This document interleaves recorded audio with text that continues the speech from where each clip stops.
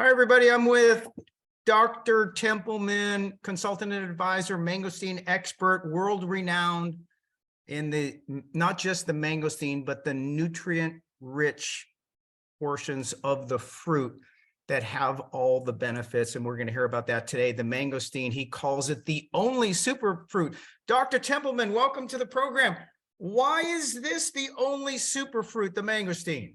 Well, I know that the term superfruit has been expanded to talk about a large number of botanicals, all of which are remarkable in their own right. But long ago, my partner, Dr. David Morton, we were actually doing an interview, I think in Australia, live and on television. And he was mentioning all of the different things that were inside the mangosteen. And the interviewer said something to the effect, wow, that is just super, because super is a word that they use a lot in Australia, in my experience. And my partner said, yes, it really is a superfruit. And that was way back in the early 2000s. And the term superfruit had not been picked up by the supplemental industry the way that it has subsequently. And so a lot of things have been called superfruits, but the reason that Dr. Morton was calling it a superfruit was because when you get a botanical, whether it's a plant or fruit or wherever it is coming from nature, you're usually using it primarily for something which is characteristic of that plant itself. For example, beets. Beets are the best source in nature of the kinds of nitrates that the body will then convert into nitric oxide, which is a very, very important element in the body, serves multiple functions. And so beets become important. But beets don't have a whole lot of anything else in them that is renowned or tremendous. And this is the kind of way things were. Aloe vera, for example, known for the polysaccharides that are in it, and has many different uses, but it's largely because of the versatility of the polysaccharides that it has. It doesn't have large numbers or classes of nutrients that have been identified. But the mangosteen is different, because you'll see here, I think there's 1, 2, 3, 4, 5, 6, 7, seven of the major classes. And the other thing about it is that there's not just a whiff or a sniff of these things in the mangosteen. There's a lot of them in the mangosteen. And we don't have time to look at it today. What I would suggest to everybody who gets a chance to look at this is to go to someplace like Google Scholar and just put in a question. What are the health benefits of catechins, for example? Right. Or what are the health catechins? What are the polyphenols is a very large category. Right. Say flavonoids, for example. And they can find all of these things in the mangosteen and in other fruits as well. Now, the mangosteen became really, really important, not necessarily because of this. This is all sort of the extra stuff that you get.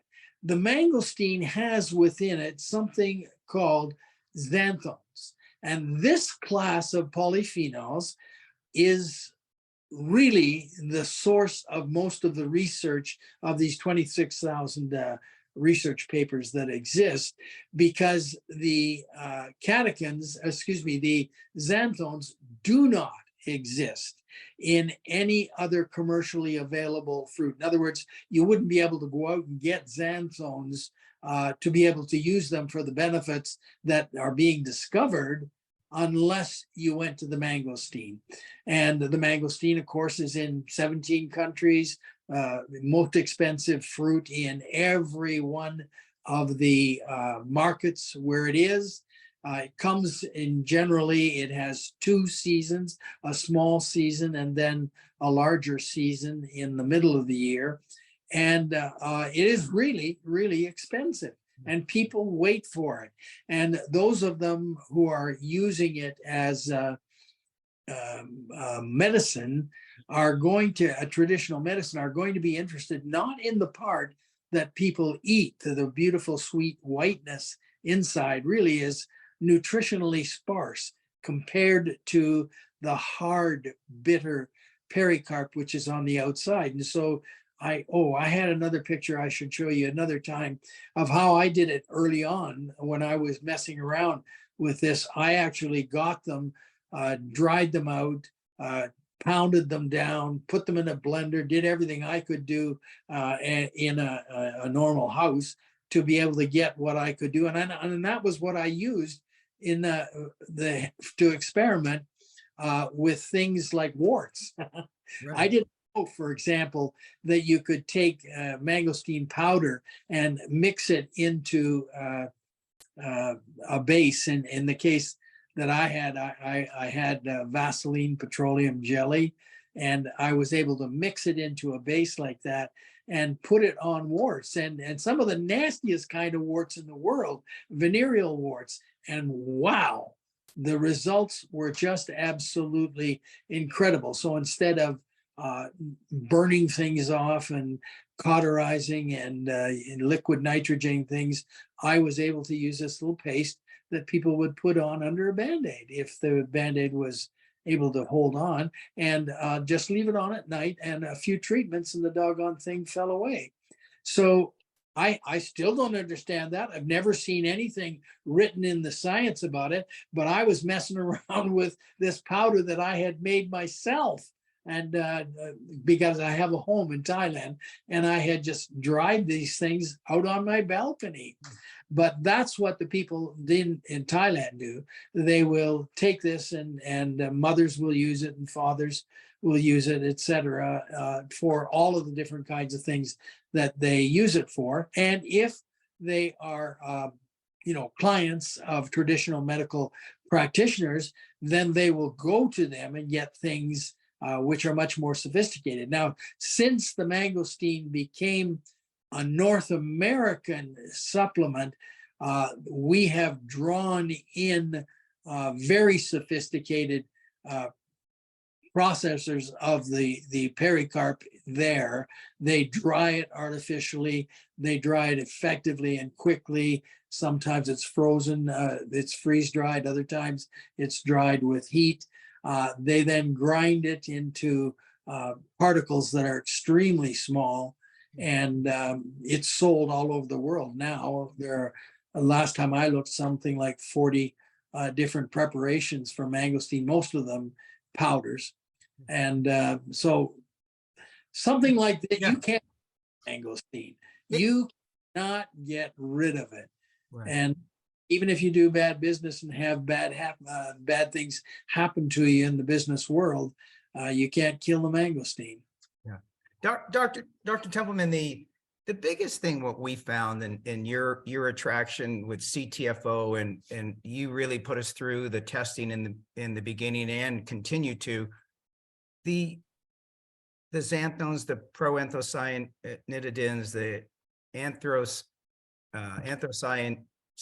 catechins, but the potency, it's in the rind of the fruit and in the mangosteen, but most important was, I think, CTFO's ability to extract those nutrients into a concentrate and then use the nano emulsion technology to be able to make it bioavailability. Because the two things that are important that I know are important to you is, hey, the potency, you got to make sure you've got potency and not just a little piece.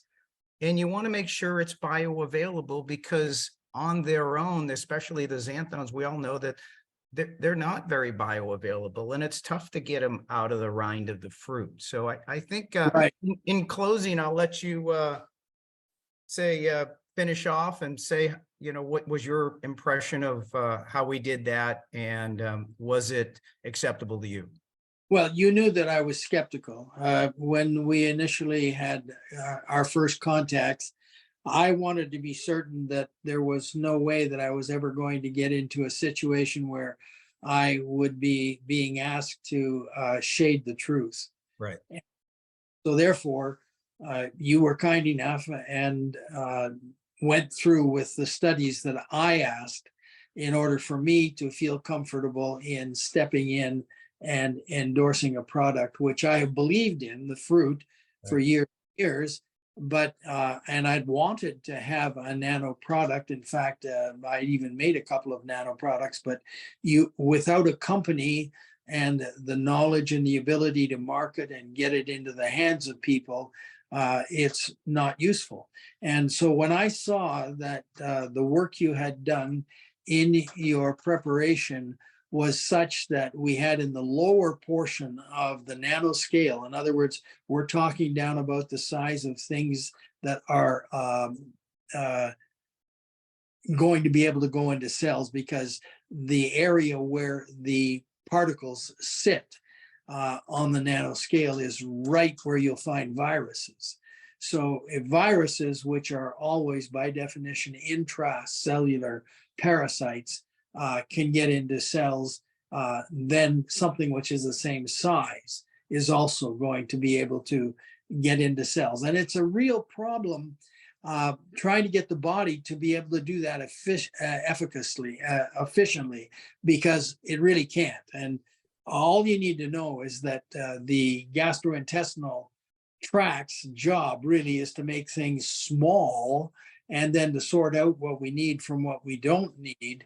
And the availability of most of the concentrated things that people take in their mouth as supplements is still only 5 to 8%. And if you really want to know what it is, have a cob of corn, chew as well as you possibly can. Then spend the next couple of bowel movements taking a look in the toilet. You'll see how effective the human body is at handling something. It polishes corn real well, but unless you were able to get it into a different format and make it smaller, it's not going to be able to get too much else out of the nutrients of the corn. So getting something outside the body that is already so small that if you can get it into the body, and you certainly can, and we know how to do that with the mist, then you already have something that can go to work. And we're not talking about 5 to 7%. We're talking about 85, 90, 95% bioavailability. That's the chalice that supplements have been chasing for a long time. The most potent bioavailable mangosteen supplement brought to market, we believe, in up to this point in time. So thank you, Dr. Templeman. I appreciate you, and thank you. We'll do it again, David. I like doing these.